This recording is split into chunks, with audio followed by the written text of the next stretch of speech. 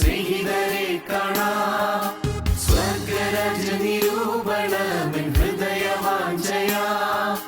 ദൈവദൂതർ കൂട്ടത്തിൽ എൻ സ്നേഹിതരെ കാണാം. അങ്ങു എന്നേക്കും വേർപിരിയാതെ ക്രിസ്തുവിൻ കൂടെ പാർക്കും നമ്മളെല്ലാം.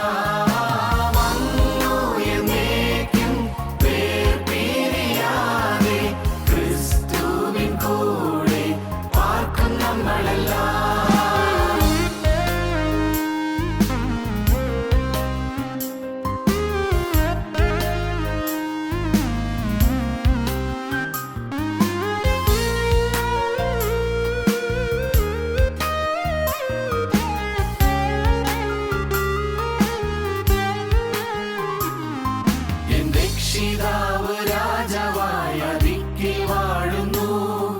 ഇതം എത്ര ഇമ്പമായി എപ്പോഴും കേൾക്കുന്നു. എൻ രക്ഷിതാവ് രാജാവായ ദിക്കിൽ വാഴുന്നു. ഇതം എത്ര ഇമ്പമായി എപ്പോഴും കേൾക്കുന്നു. അങ്ങു എന്നേക്കും വേർപിരിയാതെ ക്രിസ്തുവിൻ കൂടെ പാർക്കും നമ്മളെല്ലാം. അങ്ങു എന്നേക്കും വേർപിരിയാതെ ക്രിസ്തുവിൻ കൂടെ പാർക്കും നമ്മളെല്ലാം.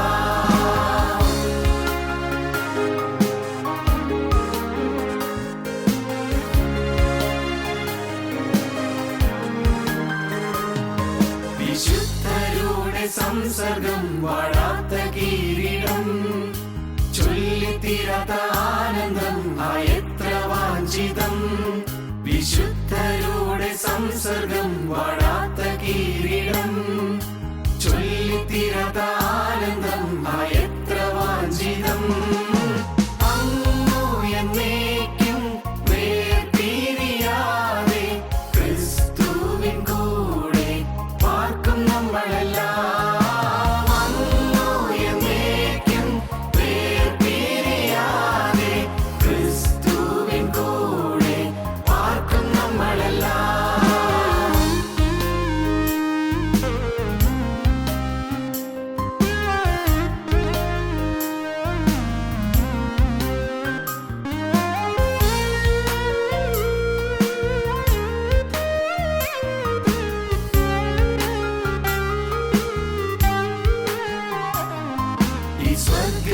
സ്വർഗരാജ്യമാകുമെൻ വാഗ്ദത്ത നാടതിൽ എൻ ആത്മാവെന്നും വാഴുവാൻ കാംക്ഷിക്കുന്നു എന്നിൽ.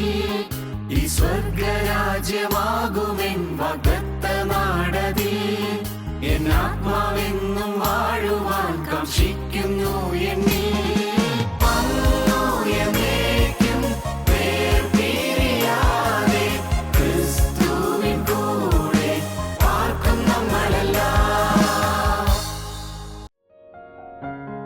ഞങ്ങളും ക്രൂശിക്കപ്പെട്ട ക്രിസ്തുവിനെ പ്രസംഗിക്കുന്നു. ദൈവത്തിൻ്റെ തിരുനാമം മഹത്വപ്പെടുമാറാകട്ടെ. എബ്രായ ലേഖനം 6-ാം അധ്യായം 4 മുതലായ ചില ഭാഗങ്ങൾ നമുക്ക് വായിക്കാം. എബ്രായ ലേഖനം 6-ാം അധ്യായം 4-ാം വാക്യം. ഒരിക്കൽ പ്രകാശനം ലഭിച്ചിട്ട് സ്വർഗീയദാനം ആസ്വദിക്കുകയും പരിശുദ്ധാത്മാവിനെ പ്രാപിക്കുകയും ദൈവത്തിൻ്റെ നല്ല വചനവും വരുവാനുള്ള ലോകത്തിൻ്റെ ശക്തിയും ആസ്വദിക്കുകയും ചെയ്തവർ പിന്മാറിപ്പോയാൽ തങ്ങൾക്ക് തന്നെ ദൈവപുത്രനെ വീണ്ടും ക്രൂശിക്കുന്നവരും അവന് ലോകാപവാദം വരുത്തുന്നവരും ആകൊണ്ട് അവരെ പിന്നെയും മാനസാന്തരത്തിലേക്ക് പുതുക്കുവാൻ കഴിവുള്ളതല്ല. പലപ്പോഴും പെയ്ത മഴ കുടിച്ചിട്ട് ഭൂമി കൃഷി ചെയ്യുന്നവർക്ക് ഹിതമായ സസ്യാദികളെ വിളയിക്കുന്നുവെങ്കിൽ ദൈവത്തിൻ്റെ അനുഗ്രഹം പ്രാപിക്കുന്നു. മുള്ളും ഞെരിഞ്ഞിലും മുളപ്പിച്ചാലോ അത് കൊള്ളരുതാത്തതും ശാപത്തിനടുത്തതുമാകുന്നു. ചുട്ടുകളകയത്രേ അതിൻ്റെ അവസാനം. ദൈവത്തിന് സ്തോത്രം. അപ്പോസ്തലനായ പൗലോസ് വളരെ ഗൗരവമേറിയ ഒരാശയമാണ് ഈ വാക്കുകൾ കൂടെ തരുന്നത്. ശക്തമായ വചനമാണ് ഇവിടെ നമുക്ക് ലഭിച്ചിരിക്കുന്നത്. ഒരിക്കൽ പ്രകാശം ലഭിച്ചു, ദൈവത്തിൻ്റെ ദാനം അനുഭവിച്ചു, ആസ്വദിച്ചു, പരിശുദ്ധാത്മാവിന്റെ ശക്തി അനുഭവിച്ചു. എന്നാൽ ആ അനുഭവം വിട്ട് പിന്മാറിപ്പോയാൽ എത്രയോ ഭയാനകമായ ശിക്ഷാവിധിയാണ് വരാൻ പോകുന്നത്. ചുട്ടുകളകയത്രേ അതിൻ്റെ അവസാനം. വളരെ ഗൗരവമേറിയ ആശയമാണ് ഇവിടെ അപ്പോസ്തലനായ പൗലോസ് നമുക്ക് തരുന്നത്. ഇക്കാലത്തുമുള്ള ക്രൈസ്തവ സഭകൾക്ക് വീണ്ടും വീണ്ടും ചിന്തിക്കുവാനുള്ള വക തരുന്ന ഒരു വാക്യമാണിത്. ഒരിക്കൽ പ്രകാശനം ലഭിച്ചിട്ട് സ്വർഗീയദാനം ആസ്വദിക്കുകയും പരിശുദ്ധാത്മാവിനെ പ്രാപിക്കുകയും ദൈവത്തിൻ്റെ നല്ല വചനവും വരുവാനുള്ള ലോകത്തിൻ്റെ ശക്തിയും ആസ്വദിക്കുകയും ചെയ്തവർ പിന്മാറിപ്പോയാൽ, ഒരിക്കൽ പ്രകാശം ലഭിച്ചു, ദൈവിക പ്രകാശം ലഭിച്ചു, ഒരു മാനസാന്തരം ലഭിച്ചു, ദൈവത്തിൻ്റെ ദാനം എന്തായെന്ന് ഗ്രഹിച്ചു, അനുഭവിക്കാൻ കഴിഞ്ഞു, സ്വർഗീയ ദാനം ആസ്വദിച്ചു, പരിശുദ്ധാത്മാവിനെ പ്രാപിച്ചു. വലിയൊരു അനുഭവമാണ് കിട്ടിയത്. പരിശുദ്ധാത്മാവിനെ പ്രാപിച്ചു. പരിശുദ്ധാത്മാവ് എന്തെന്ന് പോലും അറിയാൻ വയ്യാത്ത സമൂഹത്തിലേക്ക് പരിശുദ്ധാത്മാവിനെ ശക്തമായി പകർന്നു തന്നു. നിങ്ങൾ ശക്തി പ്രാപിച്ചിട്ട് ആദ്യം യെരൂശലേമിലും യഹൂദിയ എല്ലായിടത്തും പിന്നെ ശമരിയിലും ഭൂമിയുടെ അറ്റത്തോളവും എൻ്റെ സാക്ഷികളാകുമെന്ന് കർത്താവ് പറയുകയുണ്ടായി. അത് കഴിഞ്ഞിട്ടാണ് കർത്താവ് സ്വർഗ്ഗാരോഹണം ചെയ്തത്. ശക്തി ലഭിക്കുക എന്നുള്ള പരിശുദ്ധാത്മാവിൻ്റെ അത്ഭുതകരമായൊരു പ്രവൃത്തിയാണ്. ശക്തി ലഭിച്ചു. നമുക്ക് അനേകം പേർക്ക്, മാനസാന്തരപ്പെട്ടവർക്ക് അന്ന് ശക്തി ലഭിച്ചു. നമ്മുടെ പാവങ്ങളുടെ മേലൊരു ജയം ലഭിച്ചു. കോപം പണ്ട് വന്നതുപോലെ ഇപ്പോൾ കോപം വരുന്നില്ല. പണ്ട് കലഹിച്ചതുപോലെ ഇപ്പോൾ കലഹസ്വഭാവം വരുന്നില്ല. പണ്ട് ചീത്ത ശീലങ്ങളുണ്ടായിരുന്നു, ആ ശീലങ്ങളെല്ലാം വിട്ടു. അങ്ങനെ പരിശുദ്ധാത്മാവിനെ പ്രാപിച്ച അത്യന്തം തേജോമയമായൊരു അനുഭവം നമുക്ക് പലർക്കും ഉണ്ടായിരുന്നു. ഒരിക്കൽ പ്രകാശം ലഭിച്ചിട്ട് സ്വർഗീയദാനം ആസ്വദിക്കുകയും പരിശുദ്ധാത്മാവിനെ പ്രാപിക്കുകയും ദൈവത്തിൻ്റെ നല്ല വചനവും വരുവാനുള്ള ലോകത്തിൻ്റെ ശക്തിയും ആസ്വദിക്കുകയും ചെയ്തു. ദൈവത്തിന് നല്ല വചനം ആസ്വദിച്ചു. വചനത്തിൻ്റെ മാധുര്യം നമുക്ക് നുകരാൻ കഴിഞ്ഞു. മാധുര്യം നുകരുക അതൊരു ഭാഗ്യാനുഭവമാണ്. ദൈവത്തിൻ്റെ വചനത്തിൻ്റെ ശക്തി നമുക്ക് അനുഭവിക്കാൻ കഴിഞ്ഞു. ദൈവത്തിൻ്റെ വചനവും നല്ല വചനവും വരുവാനുള്ള ലോകത്തിൻ്റെ ശക്തിയും ആസ്വദിക്കുകയും വരുവാനുള്ള ലോകത്തിൻ്റെ ശക്തി, വരാനിരിക്കുന്ന ഇനിയും മരണശേഷം നമുക്ക് ലഭിക്കാൻ പോകുന്ന തേജോമയമായ സ്വർഗരാജ്യത്തിൻ്റെ ശക്തി ഇവിടെ വെച്ച് അതിൻ്റെ ഫോർ ടേസ്റ്റ് കിട്ടി, അതിന് മുൻകൂട്ടിയുള്ള രുചി കിട്ടി. നാം സ്വർഗത്തിലെത്തിയില്ല, നാം സ്വർഗമണ്ഡലത്തിൽ എത്തിയില്ല, ഈ ഭൂമിയിൽ നാം ജീവിക്കുന്നു. പക്ഷേ ആ സ്വർഗീയ ശക്തി എന്ത് എന്ന്, സ്വർഗീയ തേജസ് എന്ത് എന്ന് നമുക്കൊന്ന് നുകരുവാൻ കഴിഞ്ഞു, നമുക്ക് ആസ്വദിക്കാൻ കഴിഞ്ഞു. ഒരിക്കൽ പ്രകാശനം ലഭിച്ചിട്ട് സ്വർഗീയദാനം ആസ്വദിക്കുകയും പരിശുദ്ധാത്മാവിനെ പ്രാപിക്കുകയും ദൈവത്തിൻ്റെ നല്ല വചനവും വരുവാനുള്ള ലോകത്തിൻ്റെ ശക്തിയും ആസ്വദിക്കുകയും ചെയ്തവർ പിന്മാറിപ്പോയാൽ അത് വളരെ ഭയാനകമായൊരു കാര്യമാണ്. ഇതെല്ലാം ലഭിച്ചിട്ടും പിന്നെയും പുറകോട്ട് പോയാൽ, ദൈവത്തിൻ്റെ അനുഗ്രഹങ്ങൾ സമൃദ്ധിയായി ലഭിച്ചിട്ടും പിന്നെയും പിന്മാറിപ്പോയാൽ സംഭവിക്കുന്നതാണ്, തങ്ങൾക്ക് തന്നെ ദൈവത്തിനെ വീണ്ടും ക്രൂശിക്കുന്നവരും, ഒരിക്കൽ ക്രൂശിന്മേൽ മരിച്ച കർത്താവായ യേശു ക്രിസ്തുവിനെ നാം വീണ്ടും ക്രൂശിക്കുന്നവരായി തീരും. ക്രിസ്തു ക്രൂശിൽ സഹിച്ച വേദന പോലെ കിടന്ന് പിടയുന്ന വേദന കർത്താവ് അനുഭവിക്കേണ്ടി വരും. തങ്ങൾക്ക് തന്നെ ദൈവത്തിനെ വീണ്ടും ക്രൂശിക്കുന്നവരും അവന് ലോകാപവാദം വരുത്തുന്നവരുമാകൊണ്ട് കർത്താവിന് ലോകത്തിന് മുമ്പിൽ അപമാനം വരുന്നു. മനുഷ്യ കർത്താവിനെ അപവാദം പറയാനിട വരുന്നു, കർത്താവിനെ നിന്ദിക്കാനിട വരുന്നു.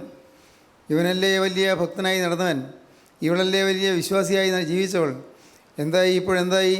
ആളുകൾ പരിഹസിക്കുന്നു, പിശാച് പരിഹസിക്കുന്നു. ഒരിക്കൽ പ്രകാശം ലഭിച്ചിട്ട് സ്വർഗീയദാനം ആസ്വദിക്കുകയും പരിശുദ്ധാത്മാവിനെ പ്രാപിക്കുകയും ദൈവത്തിൻ്റെ നല്ല വചനവും വരുവാനുള്ള ലോകത്തിൻ്റെ ശക്തിയും ആസ്വദിക്കുകയും ചെയ്തവർ പിന്മാറിപ്പോയാൽ തങ്ങൾക്ക് തന്നെ ദൈവത്തിനെ വീണ്ടും ക്രൂശിക്കുന്നവരും അവന് ലോകാപവാദം വരുത്തുന്നവരുമാകൊണ്ട് അവരെ പിന്നെയും മാനസാന്തരത്തിലേക്ക് പുതുക്കുവാൻ കഴിവുള്ളതല്ല. വളരെ ഭയാനകമായൊരു വാക്കാണ്. ആദ്യകാലങ്ങളിൽ, ഞാൻ മാനസാന്തരപ്പെട്ട കാലങ്ങളിൽ ഈ വാക്യം വായിച്ച് ഞെട്ടിപ്പോയിട്ടുണ്ട്. ഈ വാക്യം വായിക്കുമ്പോൾ എനിക്ക് അതിൻ്റെ അർത്ഥം മനസ്സിലാകുന്നിടത്തോളം എൻ്റെ മനസ്സിൽ വലിയ വെപ്രാളം വന്നിട്ടുണ്ട്. പിന്മാറിപ്പോയാൽ വലിയ അപകടമാണല്ലോ, പുറകോട്ട് പോയാൽ വലിയ അപകടമാണല്ലോ, ആളുകൾ ആക്ഷേപിക്കുന്നു, പരിഹസിക്കുന്നു. അങ്ങനെ ഇതിൻ്റെ കർത്താവിൻ്റെ വേലയിൽ നിന്നും പുറകോട്ട് മാറിയാലോ, സമൂഹത്തിലുണ്ടായിരുന്ന വിലയും നിലയും പോകുന്നു. എന്നാൽ ഈ കർത്താവിൻ്റെ വേലയോട് ചേർന്ന് നിന്നില്ലെങ്കിൽ എനിക്ക് പഴയ ആ വലിയ പ്രതാപവും പഴയ ആളുകളുടെ ആഭിമുഖ്യവും ലഭിക്കുമല്ലോ എന്നെല്ലാമുള്ള ചിന്തകൾ എൻ്റെ ഹൃദയത്തിൽ വന്നിട്ടുണ്ട്. ഞാൻ ആ കാലങ്ങളിൽ എൻ്റെ മനസ്സിനെ പിടിച്ചു നിർത്തിയ ഒരു വാക്യമാണിത്. ഒരിക്കലും പിന്മാറിപ്പോകരുത്. കിട്ടിയ വരങ്ങൾ, കിട്ടിയ സ്വർഗീയ ദാനങ്ങൾ അത് ആസ്വദിച്ചതാണ്, അതിൻ്റെ അനുഭവം എനിക്ക് ലഭിച്ചതാണ്. അത് നഷ്ടപ്പെടുത്തി കളഞ്ഞാൽ പിന്നെ തിരികെ കിട്ടാൻ വളരെ ദുഷ്കരമാണ്, വളരെ പ്രയാസമാണ്. അവരെ മാനസാന്തരത്തിലേക്ക് പുതുക്കുവാൻ കഴിവുള്ളതല്ല എന്നാണ് ദൈവത്തിൻ്റെ വചനം പറയുന്നത്. അത് വളരെ കർക്കശമായ ഒരു ദൂതാണ്. പിന്നെയും മാനസാന്തരത്തിലേക്ക് വരിക എന്നുള്ളത് തുലവും ദുഷ്കരമാണെന്ന് ഞാൻ പറയട്ടെ. കഴിവുള്ളതല്ല എന്ന് അപ്പോസ്തലൻ പറഞ്ഞത് ഞാൻ തിരുത്താൻ എനിക്ക് അർഹതയില്ല, അതിനെനിക്ക് യോഗ്യതയില്ല. പക്ഷേ ഈ കൃപായുഗത്തിൽ വാസ്തവത്തിൽ ഇന്ന് എന്തെല്ലാം തെറ്റുകളിലേക്ക് പിന്മാറി പോയെങ്കിലും നമുക്ക് തിരികെ വരാൻ ഒരു ചാൻസ് കർത്താവ് തന്നിട്ടുണ്ട്, ഒരു സെക്കൻഡ് ചാൻസ് കർത്താവ് തന്നിട്ടുണ്ട്. ദൈവത്തിൻ്റെ രണ്ടാം അരുളപ്പാട് നമുക്ക് തരുന്നുണ്ട്. വീണ്ടും കർത്താവ് നമുക്കൊരു അവസരം തരുന്നുണ്ട്, സെക്കൻഡ് ചാൻസ്. കർത്താവ് നമുക്ക് തന്നതായ അനുഗ്രഹങ്ങൾ നാം നഷ്ടപ്പെടുത്തിയെങ്കിലും നല്ല നല്ല ആത്മീയ അനുഭവങ്ങൾ നിങ്ങൾക്ക് പലർക്കും ലഭിച്ചിട്ടുണ്ട്. കർത്താവ് നിങ്ങളുടെ അരികത്ത് വന്ന അനുഭവം നിങ്ങൾക്ക് ലഭിച്ചിട്ടുണ്ട്. കർത്താവ് നിങ്ങളുടെ കണ്ണുനീര് തുടച്ച അനുഭവം നിങ്ങൾക്ക് ലഭിച്ചിട്ടുണ്ട്. കർത്താവ് നിങ്ങൾക്ക് മനസ്സിന് വലിയൊരു സ്വസ്ഥതയും സമാധാനം തന്നത് നിങ്ങൾക്ക് അനുഭവിച്ചിട്ടുണ്ട്. തന്നെയുമല്ല, നിങ്ങളുടെ കുടുംബത്തിൽ വലിയൊരു ശാന്തി ലഭിച്ചത് നിങ്ങൾക്കറിയാം. വലിയൊരു സമാധാനം, പരസ്പര ഒരു സ്നേഹം, ഒരിക്കലും കിട്ടിയിട്ടില്ലാത്തതുപോലത്തെ ഒരു ഐക്യം കുടുംബത്തിൽ തന്നെ, നിങ്ങളുടെ സ്വന്തം കുടുംബത്തിൽ കിട്ടിയത് നിങ്ങൾക്ക് പലർക്കും ഓർമ്മ കാണും. എൻ്റെ ദൈവമേ, ഞാനിത് നഷ്ടപ്പെടുത്തി കളഞ്ഞുകൂടാ, ഇനി കിട്ടിയ സമാധാനം ഞാൻ നഷ്ടപ്പെടുത്തി കളഞ്ഞുകൂടാ. ഏതെങ്കിലും നിസ്സാര കാര്യങ്ങൾ എന്ന് ഞാൻ കരുതുന്നതായ പാപങ്ങൾ എൻ്റെ ജീവിതത്തിൽ വന്നാൽ ഇതെല്ലാം നഷ്ടപ്പെട്ടു പോകും. കർത്താവേ, എനിക്ക് ആ നഷ്ടം, മഹാനഷ്ടം വരരുതേ. ദൈവത്തിന് സ്തോത്രം. ഒരിക്കൽ പ്രകാശം ലഭിച്ചിട്ട് സ്വർഗീയദാനം ആസ്വദിക്കുകയും പരിശുദ്ധാത്മാവിനെ പ്രാപിക്കുകയും ദൈവത്തിൻ്റെ നല്ല വചനവും വരുവാനുള്ള ലോകത്തിൻ്റെ ശക്തിയും ആസ്വദിക്കുകയും ചെയ്തവർ പിന്മാറിപ്പോയാൽ തങ്ങൾക്ക് തന്നെ ദൈവത്തിനെ വീണ്ടും ക്രൂശിക്കുന്നവരും അവന് ലോകാവാദം വരുത്തുന്നവരും ആകൊണ്ട് അവരെ പിന്നെയും മാനസാന്തരത്തിലേക്ക് പുതുക്കുവാൻ കഴിവുള്ളതല്ല.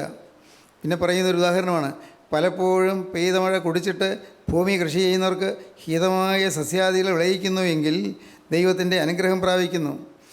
പലപ്പോഴും പെയ്ത മഴ ഈ ഭൂമി കുടിക്കുന്നു, മഴവെള്ളം ലഭിക്കുന്നു, ഭൂമി കുളിർക്കുന്നു, ഭൂമിയിൽ നനവുണ്ടാകുന്നു, ആർദ്രതയുണ്ടാകുന്നു. അപ്പോൾ പലപ്പോഴും പെയ്ത മഴ കുടിച്ചിട്ട് ഭൂമി കൃഷി ചെയ്യുന്നവർക്ക് ഹിതമായ സസ്യാദികൾ വിളയിക്കുന്നുവെങ്കിൽ ദൈവത്തിൻ്റെ അനുഗ്രഹം പ്രാപിക്കുന്നു. ഉടമസ്ഥന് പ്രയോജനമുള്ള വിഭവങ്ങൾ ഉൽപ്പാദിപ്പിക്കുന്നുവെങ്കിൽ ദൈവത്തിന് അനുഗ്രഹം ലഭിക്കും. മഴ സ്വർഗത്തിൽ നിന്ന് വരുന്നതാണ്, അഥവാ ദൈവം തരുന്നതാണ്. ദൈവം തരുന്ന അനുഗ്രഹമാണ് ഈ മഴ, പരിശുദ്ധാത്മാവിൻ്റെ പെരുമഴ. പരിശുദ്ധാത്മാവിൻ്റെ അളവില്ലാത്ത പ്രവാഹം നമുക്ക് ലഭിച്ചിട്ട് നാം ഈ സ്വർഗീയദാനം ആസ്വദിച്ചതിന് ശേഷം പിന്നീട് നാം മുള്ളും പറക്കാരിയുമാണോ ഒളിപ്പിക്കുന്നെങ്കിലോ ചുട്ടുകളയത്രയേ അതിൻ്റെ അവസാനം. ഇവിടെ നല്ല സസ്യാദികൾ വിളയിക്കുകയാണ് ദൈവം നമ്മെക്കുറിച്ച് ആഗ്രഹിച്ചത്. നല്ല ഫലം കായ്ക്കുവാനാണ് ദൈവം നമ്മെക്കുറിച്ച് ആഗ്രഹിച്ചത്. നമുക്ക് സ്വർഗീയദാനം തന്നത് നമ്മുടെ യോഗ്യത കൊണ്ടല്ല, ദൈവത്തിന് സ്തോത്രം, നമ്മുടെ ആരുടെയും കഴിവുകൊണ്ടുമല്ല, നാം ഒന്നും പ്രാർത്ഥിച്ച് നേടിയതുമല്ല, ഒന്നുമല്ല. ഈ മാനസാന്തരം എന്ന് പറയുന്ന ഒരു അത്ഭുതമാണ്. മാനസാന്തരം, മനസ്സിന് പരിവർത്തനം കിട്ടുക എന്ന് പറയുന്നത് ഒരു മഹാത്ഭുതമാണ്. അത് ലഭിക്കുക എന്നുള്ളത് തുലവും ദുഷ്കരമായ കാര്യമാണ്, വളരെ പ്രയാസമുള്ളൊരു കാര്യമാണ്. എന്നാൽ പ്രിയപ്പെട്ടവരെ, ദൈവം നമുക്ക് ദാനമായി അതെല്ലാം തന്നു, മാനസാന്തരം തന്നു. ദൈവത്തിലേക്ക് തിരിയുവാനൊരു ആഗ്രഹം നമുക്ക് തന്നു. ദൈവത്തിന് വചനം കേൾക്കാനൊരു കൊതി നമുക്ക് തന്നു. വചനത്തോടുള്ളൊരു ആർത്തി നമുക്ക് തന്നു. വചന ശുശ്രൂഷകളോട് നമുക്ക് അടുപ്പം തന്നു. ദൈവത്തിന് സ്തോത്രം. എന്നാൽ ഓർക്കൂ, ഇതെല്ലാം നമുക്ക് ലഭിച്ചതിന് ശേഷം പിന്നെയും നാം നല്ല ഫലം കായ്ക്കുന്നില്ലെങ്കിൽ ദൈവത്തിൻ്റെ ശിക്ഷാവിധിക്ക് നാം പാത്രമായി തീരും. ദൈവത്തിൻ്റെ ശിക്ഷാവിധിയുടെ മേൽ വരും. അതാണ് പറഞ്ഞത്, പലപ്പോഴും പെയ്ത മഴ കുടിച്ചിട്ട് ഭൂമി കൃഷി ചെയ്യുന്നവർക്ക് ഹിതമായ സസ്യാദികൾ വിളയിക്കുന്നുവെങ്കിൽ ദൈവത്തിൻ്റെ അനുഗ്രഹം പ്രാപിക്കുന്നു. ഫലപ്രദമായ വിളവെടുക്കുവാൻ തക്കവണ്ണം നല്ല വിളവെടുപ്പ് കിട്ടുമെങ്കിൽ അത് ദൈവത്തിൻ്റെ അനുഗ്രഹമാണ്. ദൈവത്തിൻ്റെ അനുഗ്രഹം പ്രാപിക്കാം. നമ്മിൽ നിന്ന് ആത്മാവിൻ്റെ ഫലങ്ങൾ ഉൽപ്പാദിക്കപ്പെട്ടിട്ടുണ്ടോ? ആത്മാവിൻ്റെ ഫലങ്ങൾ നമ്മിൽ നിന്ന് പുറപ്പെട്ടിട്ടുണ്ടോ? ആത്മാവിൻ്റെ ഫലമോ സ്നേഹം, സന്തോഷം, സമാധാനം, ദീർഘക്ഷമ, ദയ, പരോപകാരം, വിശ്വസ്തത, സൗമ്യത, ഇന്ദ്രിയജയം. ആത്മാവിൻ്റെ ഫലങ്ങൾ അത് നമ്മിൽ നിന്ന് ഉൽപ്പാദിപ്പിച്ചിട്ടുണ്ടോ? ഇതുവരെയും സ്നേഹം ഉണ്ടായിട്ടുണ്ടോ? സൗമ്യത ഉണ്ടായിട്ടുണ്ടോ? സമാധാനം ഉണ്ടായിട്ടുണ്ടോ? നാം നല്ല നല്ല ഫലങ്ങൾ വിളയിച്ചിട്ടുണ്ടോ? ചിന്തിച്ച് നോക്കണം. ഇന്ന് നമ്മുടെ കുടുംബങ്ങളിൽ വഴക്കില്ലേ? ഇന്ന് നമ്മുടെ കുടുംബങ്ങളിൽ അഭിപ്രായ വ്യത്യാസമില്ലേ? ഇന്നും മാതാപിതാക്കളും മക്കളും തമ്മിൽ ശണ്ടയില്ലേ? ഇന്നും കുടുംബത്തിൽ കലഹമില്ലേ? ഇന്നും സ്വൈരക്കേടുണ്ടാകുന്നില്ലേ? പലപ്പോഴും ശാപവാക്കുകളും പ്രാകുന്ന വാക്കുകളും ഉണ്ടാകുന്നില്ലേ?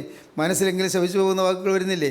പ്രിയപ്പെട്ടവരെ, ഇതെല്ലാം ചുട്ടുകളയത്രേ അതിൻ്റെ അവസാനം എന്ന് പറയുന്ന ഭയാനകമായ ഒരു ശിക്ഷാവിധിയെക്കുറിച്ച് നമുക്ക് ബോധം തരുന്ന കാര്യങ്ങളാണ്.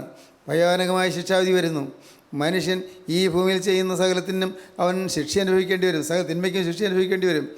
ഓരോരുത്തരും അവനവൻ തന്നെത്താൻ ഈ ഭൂമിയിൽ ഇരിക്കുമ്പോൾ ചെയ്തത് നല്ലതായാലും തീയതായാലും അതിന് തക്കവണ്ണം പ്രാപിക്കേണ്ടതിന് ദൈവത്തിൻ്റെ ന്യായാസനത്തിന് ഭാഗം വെളിപ്പെടേണ്ടതാകുന്നു. ഒരു ദിവസം വെളിപ്പെടേണ്ടി വരും. ഈ അവൻ നമ്മുടെ കർത്താവിൻ രണ്ടാമത്തെ വരവിന് ശേഷം നമ്മുടെ കണക്കുകൾ അവൻ പരിശോധിക്കും. അക്കൗണ്ട് നോക്കുമ്പോൾ അക്കൗണ്ടിൽ കുറവ് വന്നാൽ നമുക്ക് ശിക്ഷാവിധി വരും. കണക്ക് നോക്കുന്നൊരു ദിവസമുണ്ട്, എല്ലാം കൂട്ടി നോക്കുന്നൊരു ദിവസമുണ്ട്, ലാഭവും ഛേദവും രണ്ടും കൂട്ടി നോക്കുന്നൊരു ദിവസമുണ്ട്. അന്ന് നമുക്കെല്ലാം നഷ്ടപ്പെട്ടതായിട്ടാണ് കാണുന്നതെങ്കിൽ ചുട്ടുകളയത്രേ അതിൻ്റെ അവസാനം. നല്ല ഫലം കായ്ക്കണം, നല്ല ഫലം കായ്ക്കണം. നമ്മുടെ ജീവിതത്തിൽ നല്ല ഫലം കായ്ക്കുന്നുണ്ടോ നമുക്ക് ചിന്തിക്കാവുന്നതാണ്. ഒരിക്കൽ മാനസാന്തരം കിട്ടിയവരല്ലേ, കുറേ നാളത് ആസ്വദിച്ചവരല്ലേ, കുറേ നാളത് അനുഭവത്തിൽ ജീവിച്ചവരല്ലേ, കുറേ നാൾ വചനത്തിന് പിന്നാലെ ഓടിയവരല്ലേ, കുറേ നാൾ എന്ത് വേണമെങ്കിലും കർത്താവിന് വേണ്ടി ചെയ്യാൻ തയ്യാറായിരുന്നവരല്ലേ. എന്നാൽ ഏതെങ്കിലും ചില ഇഷ്ടക്കുറവുകളോ ചില മുഷിച്ചിലുകളോ ഒരുപക്ഷേ കൂട്ടായ്മയിൽ തന്നെ ചിലരോടുള്ള അഭിപ്രായ വ്യത്യാസങ്ങളോ അതല്ലെങ്കിൽ കൂട്ടായ്മയുടെ നടത്തിപ്പിനെക്കുറിച്ച് ചില സംശയങ്ങളോ ഏതെങ്കിലും കാര്യങ്ങളൊക്കെ വന്ന് നിങ്ങളുടെ ആത്മാവിൻ്റെ ക്രമം നഷ്ടപ്പെട്ടു പോയെങ്കിൽ ഭയങ്കരമായ ശിക്ഷാവിധിയാണ് വരുന്നത്. ആവശ്യമില്ലാത്ത കാര്യങ്ങൾ ചിന്തിച്ച് നമ്മുടെ സമയം പാഴാക്കരുത്. ആദ്യ വിശ്വാസം നമ്മൾ പാലിക്കണം, ആദ്യ വചനത്തിലേക്ക് നാം മടങ്ങി വരണം, ആദ്യ സ്നേഹത്തിലേക്ക് നാം മടങ്ങി വരണം, ആദ്യ ഫലം നാം കഴിക്കണം. ദൈവത്തിന് സ്തോത്രം. ആദ്യ വിശ്വാസം, ആദ്യ സ്നേഹം, ആദ്യ ഫലം.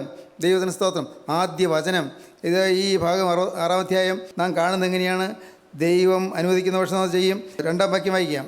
നിത്യശിക്ഷാവിധി എന്നിങ്ങനെയുള്ള അടിസ്ഥാനം പിന്നെയും ഇടാതെ നാം ക്രിസ്തുവിനെക്കുറിച്ചുള്ള ആദ്യ വചനം വിട്ട് പരിജ്ഞാനപൂർത്തി പ്രാപിപ്പാൻ ശ്രമിക്കുക.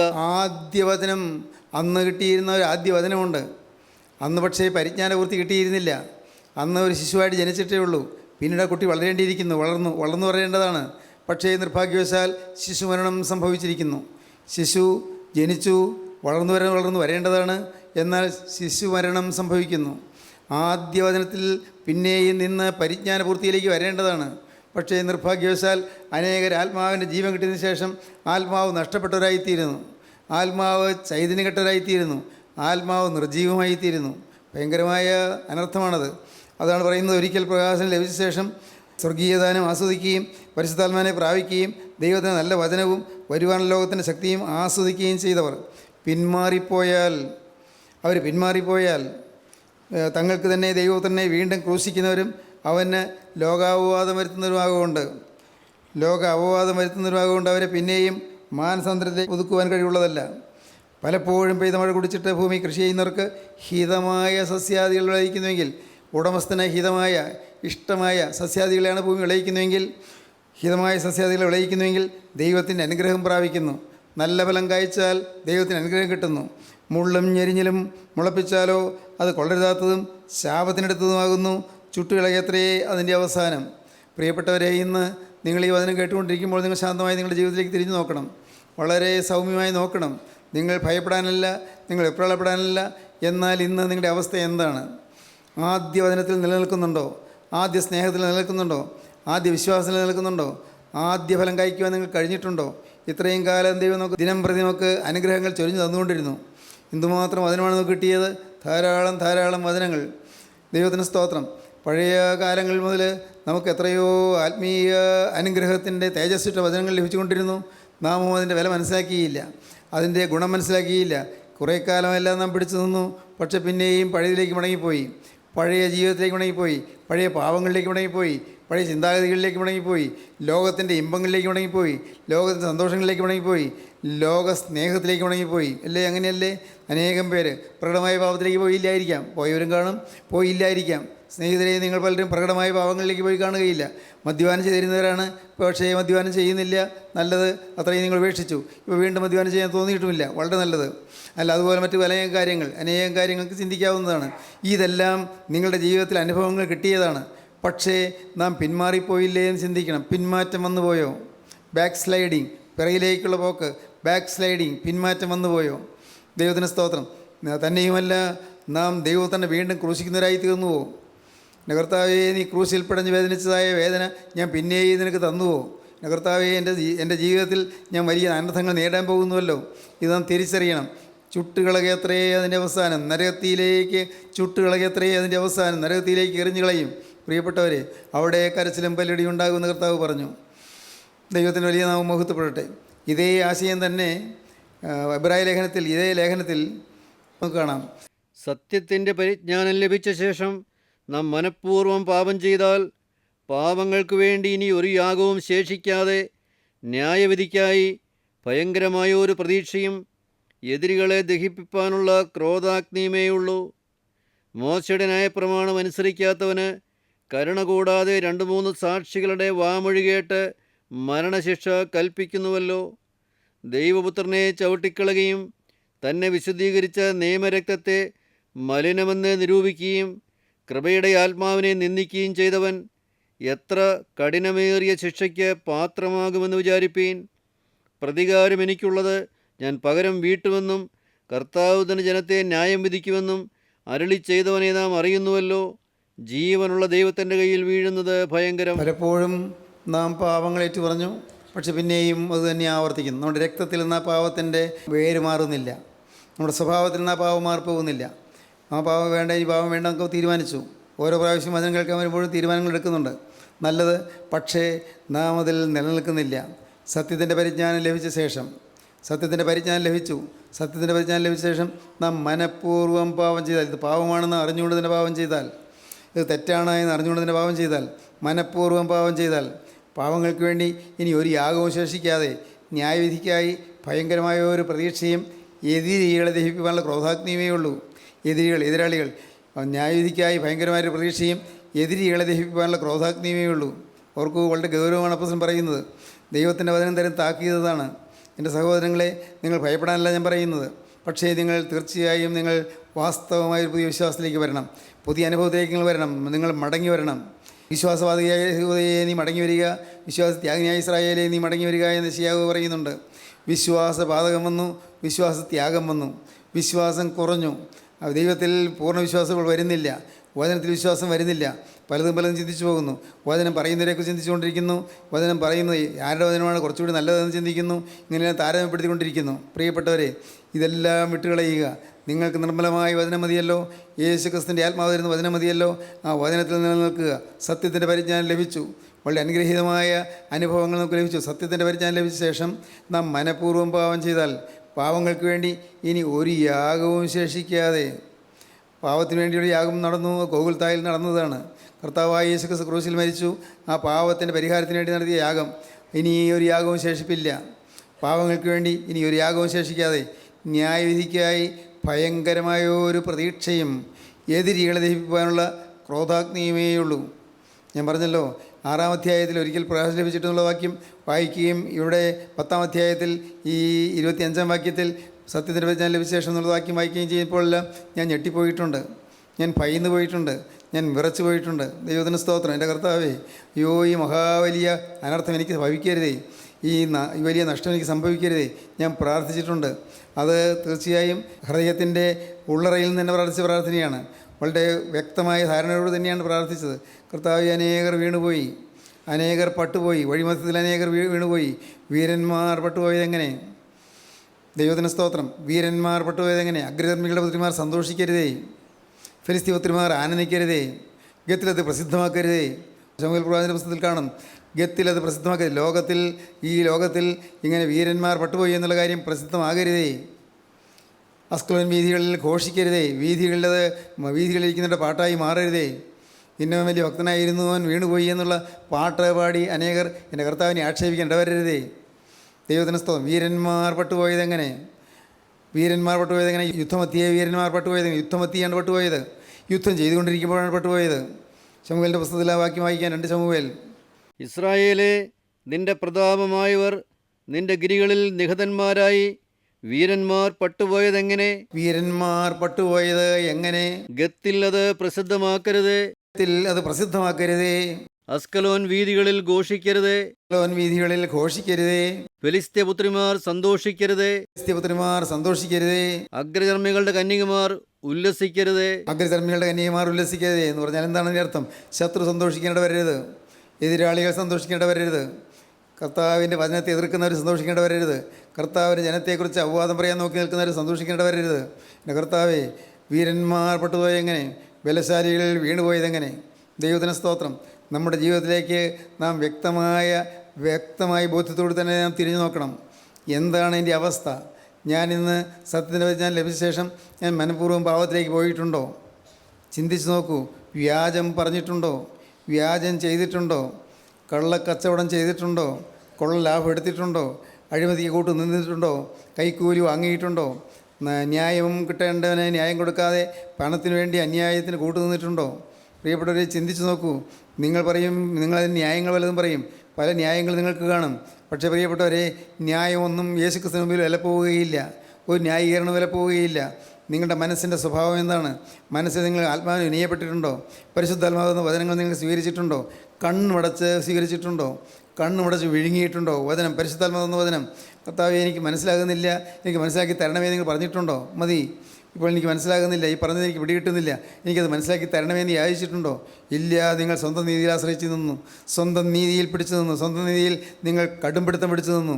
എനിക്കൊരു നീതിയുണ്ട്, എനിക്കറിയാം ഞാൻ ദൈവത്തിൻ്റെ കൂടെയാണെന്ന്, ആരാണ് ഞാൻ ദൈവത്തിൻ്റെ കൂടെ അല്ലെന്ന് പറയാൻ അവകാശമുള്ളത് എന്നെല്ലാം ചിന്തിച്ചുകൊണ്ട് ആത്മാവിനെ ചോദ്യം ചെയ്തുകൊണ്ട് നിൽക്കുന്ന അനേകം ആളുകൾ നമ്മുടെ കൂട്ടായ്മയിലുണ്ട്.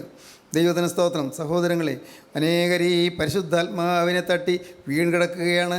ഇതാ നിർജ്ജീവമായി കൊണ്ടിരിക്കുകയാണ്, മരിച്ചു കിടക്കുകയാണ്, മരിക്കാറായി കിടക്കുകയാണ്. മരിക്കാറായ ശേഷിപ്പുകൾ, മരിക്കാറായ ഇതാ സത്യസഭയുടെ ദൂതൻ എഴുതുമ്പോൾ പറയും, മരിക്കാറായ ചാവാറായതിൻ്റെ ശേഷിപ്പുകളെ ശക്തീകരിക്കുക. ചാവാൻ കിടക്കുകയാണ്, മരിക്കാറായി കിടക്കുകയാണ്, വേഗം ശക്തീകരിക്കുക. ചാവാറായതിൻ്റെ ശേഷിപ്പുകളെ ശക്തീകരിക്കുക. സത്യസഭയ്ക്കുള്ള ദൂത് ദൈവത്തിന് ആത്മാവ് തരുന്നതാണ്. അനേകരിന്ന് മരിച്ചു കഴിഞ്ഞിട്ടില്ല, പക്ഷേ കഷ്ടിച്ചങ്ങ് മരിക്കാൻ പോകുന്നു. എന്നാൽ ചിലരോട് പറയുന്നു, ജീവനുണ്ടെന്ന് നിനക്ക് പേരുണ്ടെങ്കിലും നീ മരിച്ചവനാകുന്നു. ജീവനുണ്ടെന്നാണ് ധരിച്ചു വച്ചിരിക്കുന്നത്. എനിക്ക് ജീവനുണ്ട്, എനിക്ക് ആത്മാവുണ്ടെന്നാണ് ധരിച്ചു വച്ചിരിക്കുന്നത്. എന്നാൽ നീ മരിച്ചവനാകുമെന്ന് കർത്താവ് പറയുന്നു. ദൈവത്തിന് സ്തോത്രം. ഇന്ന് ഈ വാക്കുകളെ കേൾക്കുമ്പോൾ നിങ്ങളൊന്ന് ഒരു പുനഃചിന്തനത്തിന് തയ്യാറാകുമോ? വീണ്ടും ഒന്ന് ചിന്തിക്കുന്നതിന് തയ്യാറാകുമോ? വീണ്ടും ഒന്നുകൂടി ഒന്ന് ഓർക്കുമോ? കർത്താവേ, എനിക്ക് എവിടെയെല്ലാമാണ് കേടുപറ്റിയത്, എവിടെയെല്ലാമാണ് പുഴുക്കേട് പറ്റിയത്, എവിടെയെല്ലാമാണ് എനിക്ക് ഫലം കഴിക്കാൻ പറ്റാതെ പോയത്. നല്ലപോലെ വളർന്നൊരു മരമായിരുന്നു, നല്ല മനോഹരമായി വളർന്ന മരമായിരുന്നു, അതിൽ നല്ല ഫലം കഴിക്കുമെന്ന് പ്രതീക്ഷിച്ചിരുന്നതാണ്. ഫലം കഴിക്കാൻ പൂമുട്ടിട്ടതാണ്, പൂമുട്ടുണ്ട് തുടങ്ങിയതാണ്. എന്നാൽ എൻ്റെ കർത്താവെ, നോക്കിയപ്പോൾ പയ്യെ വാടുന്നു, അതിൻ്റെ ഇലകൾ വാടുന്നു, പൂമുട്ട് വാടി താഴോട്ട് ചാഞ്ഞ് നിൽക്കുന്നു. എന്തുപറ്റി? നോക്കിയപ്പോഴാണ് മനസ്സിലായത്, അതിൻ്റെ കടയ്ക്കൽ ഒരു പൊത്ത്, അതിൽ പുഴു കയറിയിരിക്കുന്നു. അതിൻ്റെ ഉൾഭാഗം മുഴുവൻ പുഴു അരിച്ച് കുറേശ്ശെ തിന്നുകളഞ്ഞ് ആ മരത്തിൻ്റെ അകം പൊള്ളയായിരിക്കുന്നു. അതിൻ്റെ പൂമുട്ട് കൊഴിഞ്ഞു പോകുന്നു. പ്രിയപ്പെട്ടവരെ, നല്ലപോലെ വളർന്ന മരമായിരുന്നു. ഇതുപോലെ അനേകം ദൈവമക്കൾ നല്ലപോലെ വളർന്നവരാണ്, നല്ലപോലെ സുഖകരമായ ജീവിതത്തിലേക്ക് വന്നവരാണ്. എന്നാൽ നിർഭാഗ്യമെന്ന് പറയട്ടെ, അനേകരിന്ന് വീണ് കിടക്കുകയാണ്, അനേകരിന്ന് മരിച്ചു പോയിരിക്കുകയാണ്, അനേകർ ചാവാറായി കിടക്കുകയാണ്. ചാവാറായതിന് ശേഷിപ്പുകളെ ശക്തീകരിക്കുക. ജീവനുള്ള നിനക്ക് പേരുണ്ടെങ്കിലും നീ മരിച്ചവനാകുന്നു.